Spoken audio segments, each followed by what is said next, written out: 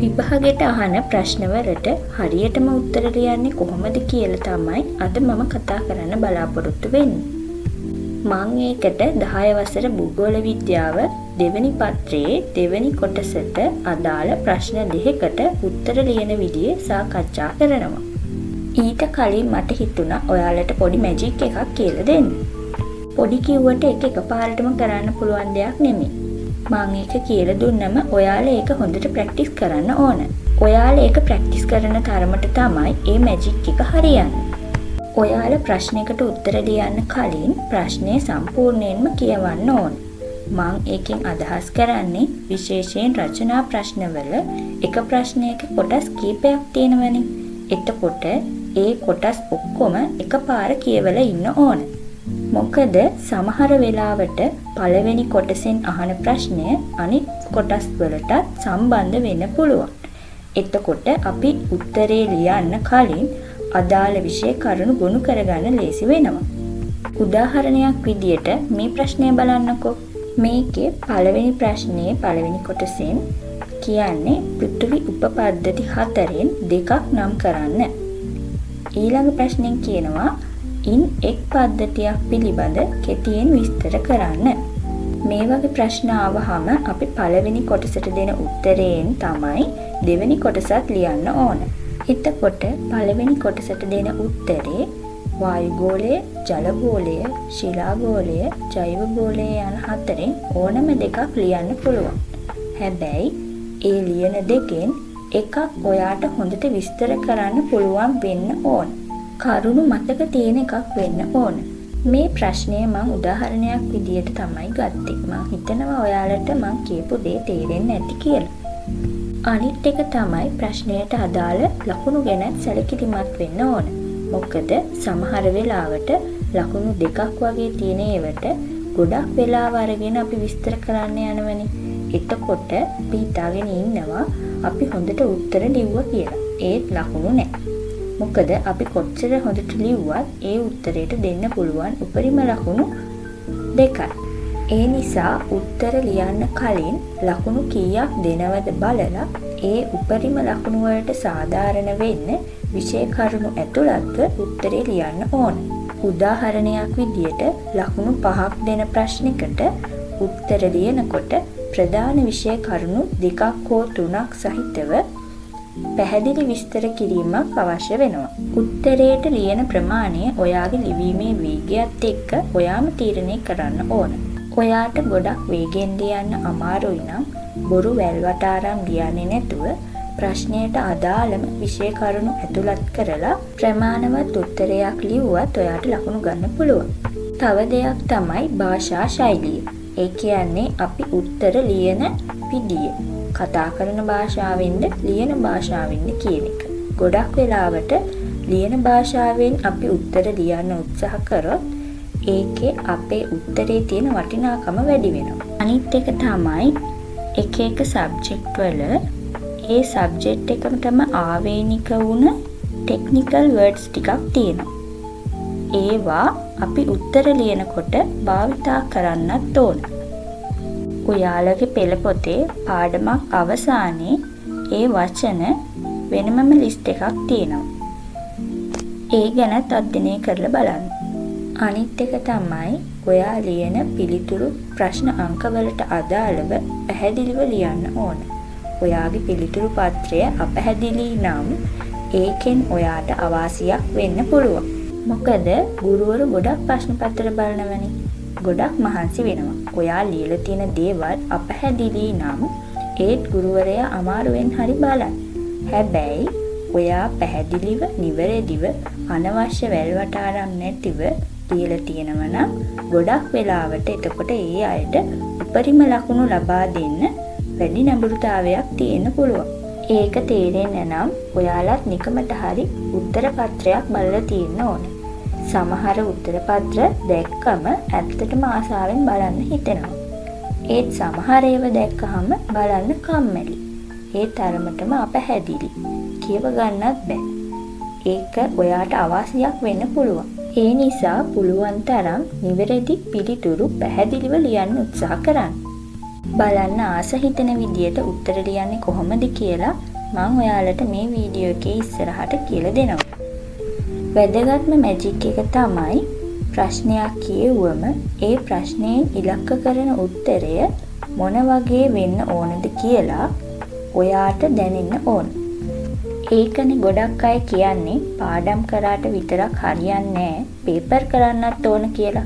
ඒ කියන්නේ අහලා තියෙන ප්‍රශ්නයට හරියටම උත්තර දෙන්න ඕන නම් ඒ ප්‍රශ්නේ හරියටම අහනදී මොකද්ද කියලා අපිට තේරෙන්න ඕන. සමහර වෙලාවට අපි හිතනවා අපි හොඳට උත්තර ලිව්වා කියලා. ඒත් ලකුණු මදි. එතකොට වෙන්නේ ප්‍රශ්නයෙන් අහලා තියෙන්නේ පොල් ගස ගැන නම් අපි පොල් ගහේ අත්තක් ගැන විතරයි ලියලා තියෙන්නේ. ඒ කියන්නේ අපි ලියපු උත්තරේ ළඟින් යනවා. හැබැයි ප්‍රශ්නයට අදාළ උත්තරේ විදියට අරමුණු කරලා තියෙන දේ වෙනස් වෙන්න පුළුවන්. එතකොට අපිට සම්පූර්ණ ලකුණු ලැබෙන්නේ නැහැ. එහෙම වෙන්නේ නැති වෙන්න මම ක්‍රමයක් කියලා දෙන්නම්. සමහර වෙලාවට ඔයාලා දැනටමත් ඒක දන්නවා ඇති. හැබැයි එහෙම කරන්නේ ඇයි කියලා දන්නේ නැතුව ඇති. එහෙනම් මොන්න අහගන්නකෝ. මේ තියෙන්නේ ඔයාලගේ පාසල් පෙළපොත. මම ගත්තේ 10 ශ්‍රේණිය භූගෝල විද්‍යාව. හැබැයි මම මේ කියන කාරණා අනිත් විෂයන් වලටත් අදාළ කරගන්න පුළුවන්. හරිම ලේසි. පාඩමට අදාළව ප්‍රශ්න හදන්න තමයි තියෙන්නේ. හැබැයි මෙහෙමයි. ප්‍රශ්න හදන ශෛලියක් තියෙනවා. ඒක ඔයාලට පොඩ්ඩක් අධ්‍යයනය කරන්න ඕන තනියම. ඒකට පාස් පේපර් 2ක් 3ක් හොයාගෙන ඒ වගේ ප්‍රශ්න අහලා තියෙන විදිය කියවලා බලන්න. රචනා ප්‍රශ්නවල අවසානයේට තියෙනවනේ පැහැදිලි කරන්න, කෙටියෙන් විස්තර කරන්න, නම් කරන්න, අගයන්න, සසඳන්න, සාකච්ඡා කරන්න වගේ දේවල්.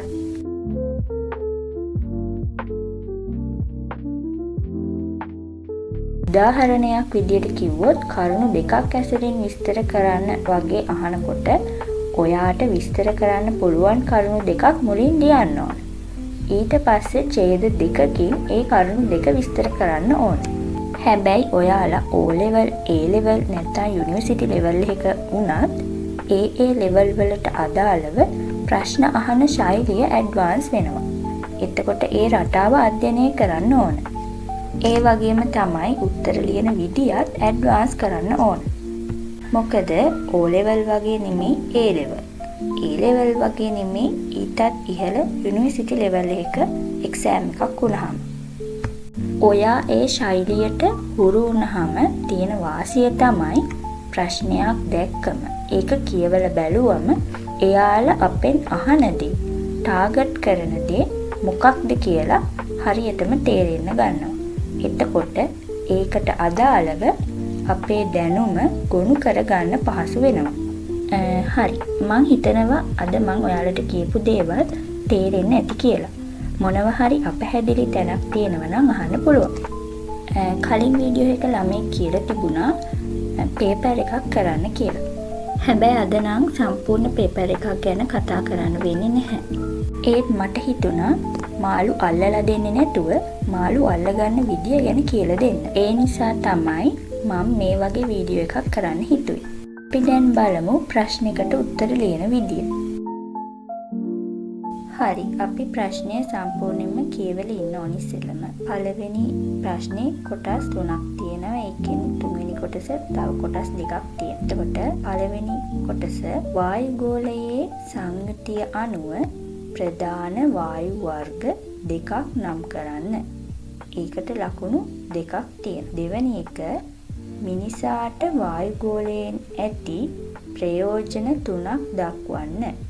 ඒකට ලකුණු 3. ඊළඟට තුන්වෙනි එකේ පළවෙනි කොටස වායුගෝලය දූෂණය වීමට බලපාන මිනිස් ක්‍රියාකාරකම් දෙකක් සඳහන් කරන්න. ඒකටත් ලකුණු දෙකක් තියෙනවා. ඊළඟට වායු දූෂණය වැළැක්වීමට ගත හැකි පියවර දෙකක් කෙටියෙන් විස්තර කරන්න. ඒකට ලකුණු 3ක් තියෙනවා.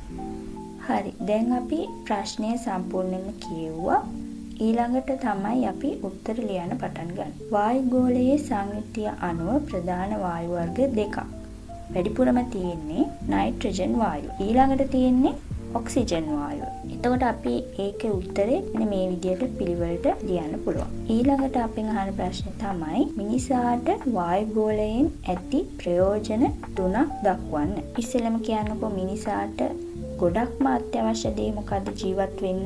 ජලය, එහෙම නැත්නම් ඔක්සිජන්. ඒ කියන්නේ පොඩි වෙලාවක් හරි ජලය නැතුව ඉන්න පුළුවන්. හැබැයි උෂ්ණ ගන්නේ නැතුව පොඩි වෙලාවක්වත් ඉන්න අමාරුයි. එතකොට ජීවීන්ගේ ශ්වසනයට අවශ්‍ය ඔක්සිජන් වායුව සැපයීම මේකේ ප්‍රධානම කරුණක් විදියට අපිට ලියන්න පුළුවන්. ඊළඟට වැදගත් ජීවීන්ගේ ආහාර ප්‍රභා සංශ්ලේෂණයට අවශ්‍ය කාබන් ඩයොක්සයිඩ් වායුව සැපෙන්නේ මේ වායු ගෝලයේ. ඊළඟට ඕසෝන් ස්තරය. ඕසෝන් ස්තරයෙන් වෙන්නේ සූර්යාගේ ඉඳලා පෘථුවියට පැමිණෙන අහිතකර පාරජම්බුල කිරණ වලින් මිනිසාගේ සමේ රෝග ඇති වෙන්න පුළුවන්. එතකොට මේ ඕසෝන් ස්තරයෙන් කරන්නේ අන්නේ අහිතකර කිරණ අවශෝෂණය කරගන්න එක.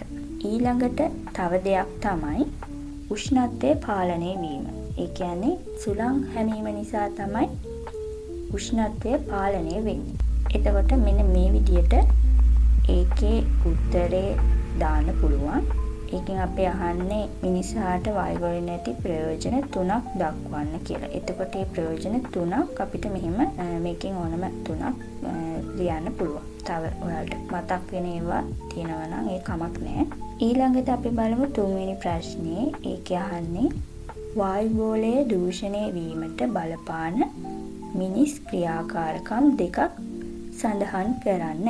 ඒකෙදි අපිට ඉස්සර වෙලාම කියන්න පුළුවන් ජනගහනය එන්න වැඩි වෙන නිසා ජනාවාසකරණය වැඩි වෙනවා. එතකොට වනාන්තර එලි කිරීම, කෘෂි කර්මාන්තය වැඩි වෙනවා. මොකද ඒ වැඩි වෙන ජනගහනයට සරිලන ආහාර නිෂ්පාදනයක් තියෙනවනේ.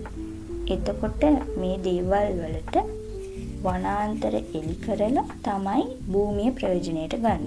ඊළඟට කර්මාන්ත වලින් පිට කරන අහිතකර දුම් වායුගෝලයට මුදා හැරීමෙන් වායුගෝලය දූෂණය වෙනවා. ඊළඟට වාහන වලින් පිටවෙන දුම නිසා වායුගෝලය දූෂණය වෙනවා. ඊළඟට අවිධිමත් ලෙස කසල ඝන අපද්‍රව්‍ය බැහැර කිරීම නිසා ඒ වගේ ඇතිවන දුර්ගන්ධය නිසා වායුගෝලය දූෂණය වෙන්න පුළුවන්. එතකොට මෙන්න මේ වගේ තුන්වෙනි ප්‍රශ්නේ ඒ කොටසට උත්තර මේ විදිහට ලියන්න පුළුවන්.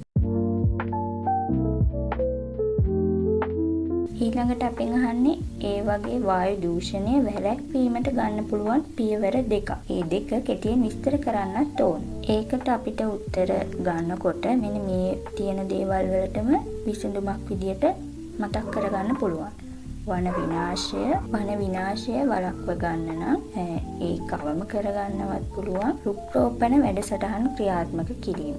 ඒ කියන්නේ නැවත වනවගාව වගේ දේවල් අපිට වැඩසටහන් විදියට ක්‍රියාත්මක කරන්න පුළුවන්. එතකොට වනාන්තර මේ කාරණා වලට වනාන්තර එලි කරත් ආපහු අපිට වනාන්තර වගා කරගන්න පුළුවන්. එතකොට තව දෙයක් තමයි දැව කර්මාන්තයට ශාක ගන්නවනේ ගස් කපනවා. එතකොට ඒවා නීති හදන්න පුළුවන්. ගසක් කපනව නම් දැව සඳහා හෝ ගසක් කපනව නම් ඒ වෙනුවෙන් පැල සිටුවීමක් මොකක් හරි වැඩසටහනක් ක්‍රියාත්මක කළ යුතුයි වගේ නීති හදන්නත් පුළුවන්. එතකොට තව දෙයක් තමයි මේ නීති ක්‍රියාත්මක කරන්නත් ඕන.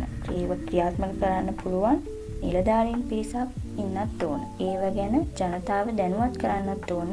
ඒකේ තියෙන වටිනාකම, ශාක සිටුවීමේ වටිනාකම ගැන දැනුවත් කිරීමේ වැඩසටහන් කරන්න පුළුවන්. එතකොටත් අපිට ඒකේ තියෙන හානිය අවම කරගන්න පුළුවන් වෙනවා. ඊළඟට තමයි කර්මාන්ත වලින් වාහන වලින් අහිතකර දුම් පිට වෙනවනේ. එතකොට ඒවා පාලනය කරන්න පුළුවන්. ඒවා පාලනය කරන විදි දැන් තාක්ෂණය ඔස්සේ හොයාගෙන තිනවා.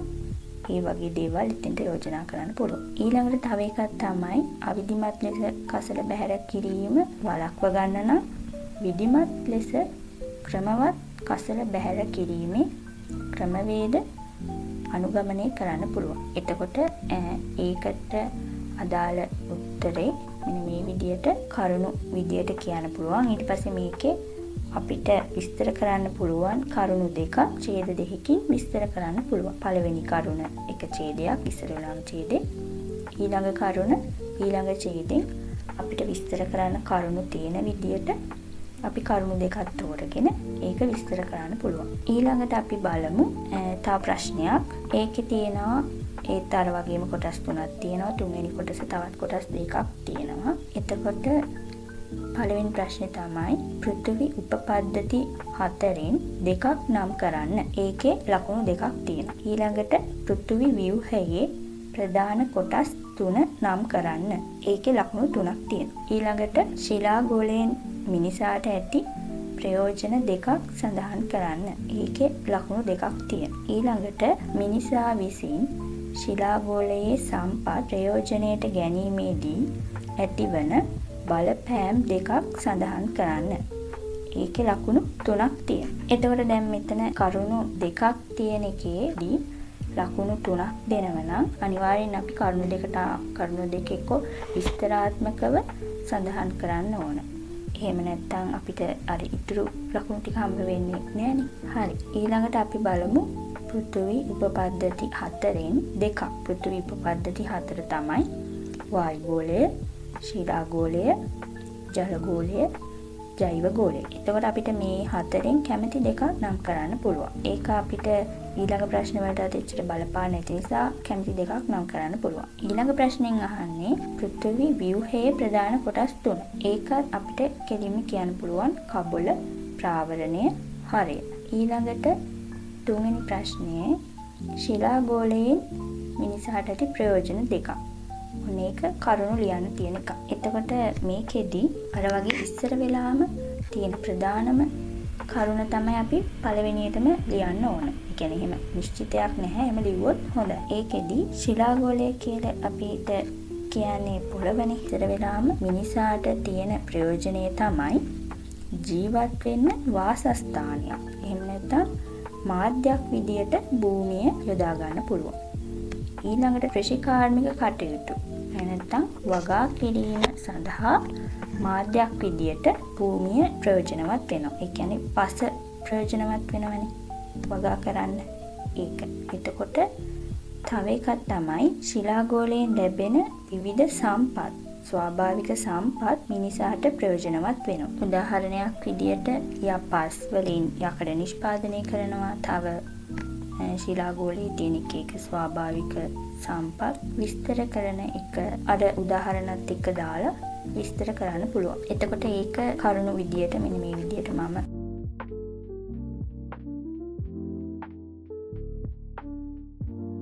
අන්තිම ප්‍රශ්නේ තමයි මිනිසා විසින් ශිලා ගෝලයේ සම්පත් ප්‍රයෝජනයට ගැනීමේදී ඇතිවන බලපෑම් දෙකක්. ඒ කියන්නේ ශිලා ගෝලයට ඇතිවන බලපෑම්. මිනිසා ගොඩනැගිලි හදන්න කඳු බෑවුම් වල අනවසර ඉදිකිරීම් කටයුතු කරනවා. ඒ වගේ කඳු බෑවුම් වල පස් කපනවා. ඒ වගේ දේවල් නිසා පාංශු කාදනය වෙන්න පුළුවන්. එතකොට ස්වාභාවික භූදර්ශනය වෙනස් වෙනවා. එතකොට ස්වාභාවික ජලය ගලා යෑම අවහිර වෙන්න පුළුවන්. පහත් බිම් ගොඩ වෙන්න පුළුවන්. ගම් වතුර ඇති වෙන්න පුළුවන්. ඒ වගේ ස්වාභාවික භූදර්ශනය වෙනස් වුනහම සිද්ධ වෙන දේවල්. තව එකක් තමයි දීර්ඝ කාලයක් එකම වගා බිමක එකම භෝගයක් වගා කිරීමෙන් පස තුල අඩංගු පෝෂ්‍ය පදාර්ථ හීන වීම. ඒ නිසා පාංශු හායනය වෙන්න පුළුවන්. පාංශු හායනය කියන්නේ පසේ තියෙන පෝෂ්‍ය පදාර්ථ අඩු වීම. එකම භෝගයක් ගොඩක් කල් වගා කරනකොට ඒ භෝගයට අවශ්‍ය පෝෂ්‍ය පදාර්ථ ප්‍රමාණයක් තියෙනවනේ. ඒවා ඉවර වෙන්න පුළුවන්. අපි නැවත යෙදුවත් ස්වාභාවිකව තියෙන්න ඕන දේවල් ඉවර වෙන්න පුළුවන්. එතකොට ඒකට කියන්නේ දීර්ඝ කාලයක් එකම භෝගය වවන්නේ නැතුව විවිධ භෝග වවන්න කියලා. එතකොට එක එක පෝෂක පදාර්ථනේ ඕන වෙන්නේ. එතකොට වගාවේ අස්වැන්න රැකෙනවා.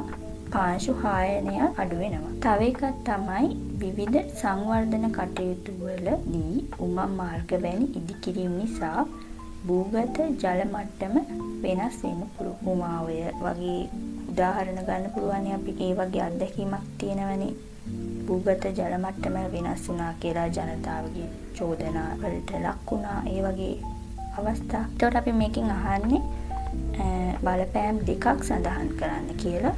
ඒක ලකුණු 3ක් හම්බ වෙනවා. මෙන්න මේ වගේ පොඩ්ඩක් මේ කරුණ පොඩ්ඩක් තව විස්තර කරලා ලියන්න පුළුවන්. තව මම මෙතන අමතරවත් කරුණු දාලා තියෙන වලට තව අමතර දැනුම ඕන වෙයි කියලා හිතලා විවිධ කැණීම් කටයුතු, පතල් කැණීම් වගේ දේවල් වලිනු ශිලාගෝලයේ සම්පත් ප්‍රයෝජනයට ගන්න අවස්ථානේ. ඒ වගේ ශිලාගෝලයට බලපෑම් ඇති වෙන්න පුළුවන් තැන්.